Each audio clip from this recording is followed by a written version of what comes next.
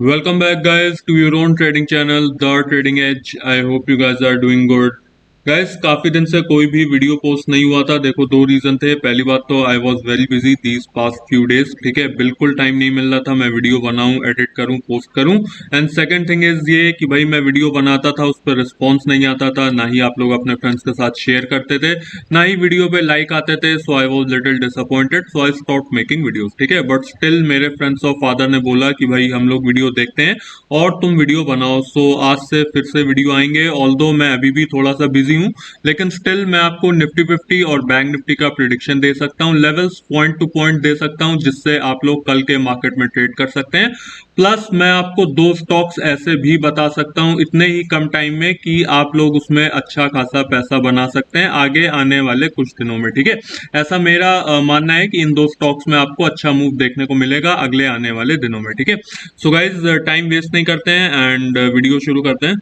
सबसे पहले गाइस बात कर लेते हैं हम लोग निफ्टी 50 की। लेकिन निफ्टी 50 की बात करने से पहले मैं आपको ये बता दूं कि वो कौन सी चीजें हैं जो हमारी मार्केट को अगले आने वाले दिनों में अफेक्ट कर सकती हैं, ठीक है। गाइस देखो, आपने प्रीवियस वीडियो मेरे देखे होंगे, तो मैंने उसमें कहा था कि भाई ईरान इजराइल का वॉर इस समय ऑनगोइंग है। मैंने आपसे यूएस इन्फ्लेशन डेटा की भी बात की थी। लेकिन इन सब फैक्टर्स को हम लोग अगर हटा भी दें, बिकॉज ये सब फॉरेन मैटर्स हैं, एंड फॉरेन मैटर्स का आजकल इंडियन मार्केट्स पे कुछ खास असर पड़ता नहीं है, ठीक है। जो सबसे बड़ी चीज है इस समय इंडियन मार्केट के लिए वो है 4 जून। 4 जून यानी कि इलेक्शन के रिजल्ट, ठीक है। इलेक्शन के रिजल्ट का इंतजार मार्केट को बहुत ही बेसब्री से है। आप अगर देखेंगे मार्केट को अगर ब्रेकडाउन देना होता, सो 22,000 के लेवल पे बहुत बार मार्केट ने सपोर्ट लिया, लेकिन इस लेवल को तोड़ा नहीं, बिकॉज उसे पता है कि अभी भी अनसर्टेनिटी है, अभी भी हमें ये नहीं मालूम है कि मोदी गवर्नमेंट आएगी या फिर नहीं आएगी। लेकिन उसे ये जरूर मालूम है कि जिस भी दिन 4 जून को रिजल्ट अनाउंस होंगे, मुझे अच्छी खासी वॉल्टिलिटी दिखानी है, यानी कि अच्छा खासा अपसाइड का मूव, अच्छा खासा डाउन साइड का मूव। लेकिन अल्टीमेटली मार्केट अपसाइड ही क्लोज होगी, बिकॉज पूरे कंट्री को, पूरी मार्केट को ये एक्सपेक्टेशन है कि कोई भी गवर्नमेंट आए वो लोगों के भले के लिए ही सोचेगी, एंड उस दिन मुझे अपसाइड ही दिखानी है, ठीक है। सो मेरी आपसे छोटी सी एडवाइस ये है कि अगर आपका कैश कहीं पे भी अटका हुआ है, किसी भी स्टॉक में आपकी पोजीशन फंसी हुई है, उसे आप धीरे से देख के खाली कीजिए। और जिन भी स्टॉक्स में आपको ऐसा लगता है कि अब अच्छी खासी बाइंग हो गई है या फिर अच्छा खासा बॉटम आउट स्टॉक हो गया है, आप उसे अच्छी क्वांटिटी में बाय कीजिए। बिकॉज 4 जून को आपको सारे ही स्टॉक, मैं आपसे कह रहा हूं, अगर 5,000 स्टॉक मार्केट में है, तो आपको कुछ नहीं तो 4,500 स्टॉक ऊपर जाते हुए ही दिखेंगे, ठीक है। सो ये मेरा आपसे छोटा सा एडवाइस है। अब गाइज हम लोग कल की बात कर लेते हैं। तो देखो, मैं आपसे ये कह रहा हूं कि अभी आगे अगले आने वाले कुछ दिनों में निफ्टी 50 को शॉर्ट करने की बिल्कुल भी मत सोचिए, ठीक है। शॉर्ट करने की आप अगर सोचेंगे भी, आप देखेंगे अगर ये वाला कैंडल मैं आपको दिखाऊं, तो इसने एक डाउन साइड लगाया था, लेकिन ठीक उसी लेवल से अच्छा खासा अपसाइड दिखाया और एक सॉलिड ग्रीन कैंडल का फॉर्मेशन हो गया, ठीक है। सो निफ्टी को शॉर्ट करने के बारे में मत सोचिए, बिकॉज आप अगर देखेंगे, मैं आपको अभी ऑप्शन डेटा भी दिखाऊंगा, उसमें भी निफ्टी 50 काफी ज्यादा पॉजिटिव है। स्टिल मैं आपको अपसाइड के लेवल्स बता देता हूं कि कौन सा रेजिस्टेंस है निफ्टी 50 के लिए। गाइस देखो, 22,600 निफ्टी 50 के लिए सबसे बड़ा रेजिस्टेंस है। अगर ये लेवल ब्रेक हो जाता है, आपको 22,800 के लेवल्स देखने को मिल जाएंगे, ठीक है। 22,800 ब्रेक होगा कि नहीं होगा, ये क्वेश्चन है, बिकॉज मैंने आपसे कहा मार्केट को वेट है 4 जून का। लेकिन मैं ये नहीं कह रहा हूं कि 4 जून से पहले 22,800 ब्रेक नहीं हो सकता, लेकिन उससे पहले 22,600 इंपॉर्टेंट रेजिस्टेंस है निफ्टी 50 के लिए। एंड जो अगर सपोर्ट की बात की जाए, तो देखो 22,000 ही सबसे ज्यादा, सबसे बड़ा एंड इंपॉर्टेंट सपोर्ट है। आप अगर देखेंगे, यहां से निफ्टी 50 ने एक बार, दो बार, 3, 4, 5, 6, 7, 8, 9, 10 से ज्यादा बार निफ्टी 50 ने सपोर्ट लिया है। सो 22,000 का लेवल बहुत ही क्रूशियल है निफ्टी 50 के लिए। एंड मुझे नहीं लगता कि 4 जून से पहले आपको 22,000 का लेवल टूटता हुआ दिखेगा, ठीक है। थोड़ी बहुत मैं ये कह सकता हूं कि यहां से रिट्रेस हो सकती है, थोड़ा बहुत आपको डाउनसाइड भी देखने को मिल सकता है, लेकिन 22,000 ब्रेक नहीं होगा, ठीक है। जब तक 22,000 के ऊपर निफ्टी 50 है, तब तक आपको निफ्टी 50 में बुलिश ही रहना चाहिए, ठीक है। सो अपसाइड के लेवल है 22,600 एंड डाउन साइड मैंने आपको बता दिया 22,000 मेरा अल्टीमेट सपोर्ट है। अब गाइस बैंक निफ्टी की बात कर लेते हैं हम लोग कल के लिए कि कैसा क्या हो सकता है।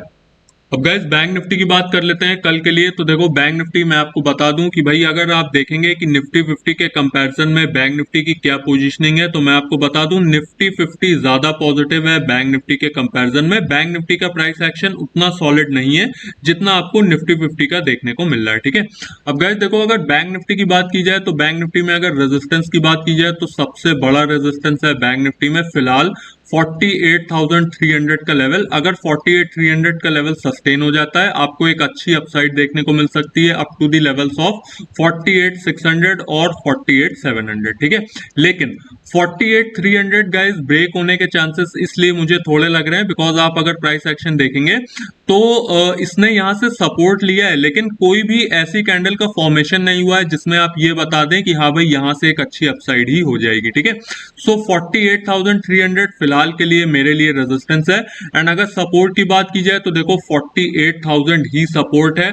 अगर 48,000 ब्रेक होता है और 48,900 या 48,950 पे मार्केट सस्टेन नहीं होता है आपको एक अच्छी खासी डाउनफॉल फिर देखने को मिल सकती है up to the levels of 48,500, ठीक है। सो हम लोग कह सकते हैं कि भाई अगर नीचे वाले जोन की बात की जाए तो 48,900 से लेके इनफैक्ट 47,900 से लेके 48,000 का लेवल, ठीक है। सो 47,500 के भी लेवल्स आपको देखने को मिल सकते हैं अगर ये वाला जोन सस्टेन नहीं हुआ विच इज 47,900 से लेके 48,000 का लेवल, ठीक है। सो ये लेवल्स आप बैंक निफ्टी के लिए नोट कर सकते हैं। अब मैं आपको दो स्टॉक्स भी बताऊंगा जो मैंने आपको वीडियो की स्टार्टिंग में मेंशन किए थे कि वो कौन से दो स्टॉक्स हैं जिसमें आपको एक अच्छा मूव देखने को मिल सकता है अगले आने वाले दिनों में, ठीक है। तो गाइस स्टॉक्स देख लेते हैं कौन से हैं।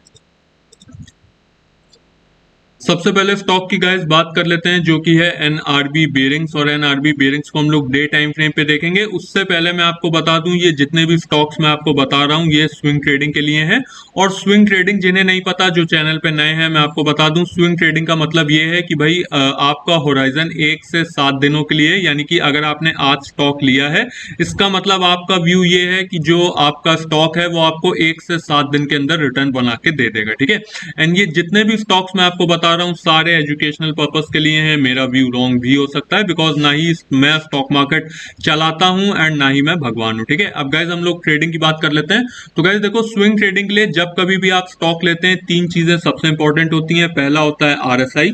आरएसआई एक इंडिकेटर है और आरएसआई आपका 60 से ऊपर होना चाहिए, ठीक है। सेकंड चीज है आपकी वॉल्यूम।